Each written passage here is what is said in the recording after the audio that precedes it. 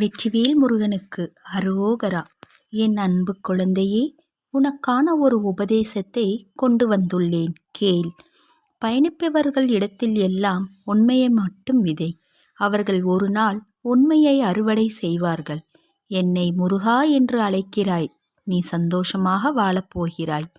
நீ சந்தோஷமாக இருக்கப் போகிறாய். இந்த வாழ்க்கையில் உன்னை நிறைய பேர் அவமானப்படுத்தியிருக்கிறார்கள். உன் இதயத்தை பலமுறை காயப்படுத்தியிருக்கிறார்கள்.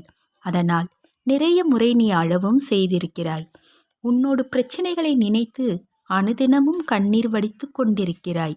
ஒரு விஷயத்தை உன்னுடன் சொல்கிறேன், கேள் என் தங்கமே. நடக்கும் கால்களில் கூட எவ்வளவு வித்தியாசம். ஒன்று முன்னால், ஒன்று பின்னால். ஆனால் முன்னால் இருக்கும் கால் கர்வப்படவும் இல்லை, பின்னால் இருக்கும் கால் அவமானப்படவும் இல்லை.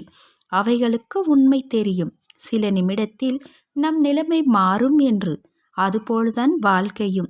என் அன்பு செல்லமே, உன் வாழ்க்கையும் ஒரு நிமிடத்தில் மாறக்கூடியதுதான். இனிமேல் கொண்டு நீ எதையும் இழக்காமல் நான் செய்வேன்.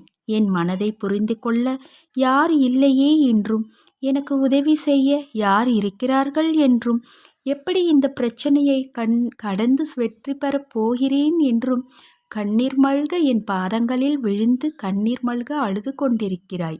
என் செல்லமே, சற்று பொறுமையாக காத்திரு. உனக்கான வேண்டியதை நான் ஒருவன் இங்கிருந்து செய்து கொண்டுதான் இருப்பேன். இப்பொழுது எதற்காக கலங்குகிறாய்?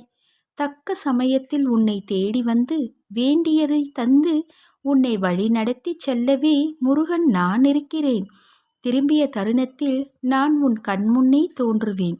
நான் உன்னை பாதுகாத்து வழி நடத்தி நீ வேண்டியதை தருவேன். என் தலையாய கடமை என்று நான் நினைக்கிறேன். உனது கைகள் ஓங்கப் போகின்றது. உனது மகிழ்ச்சியில் எனது பிரதானம். இனி உன் வாழ்க்கையில் மகிழ்ச்சியான நிகழ்வுகள் மட்டுமே நிகழும்.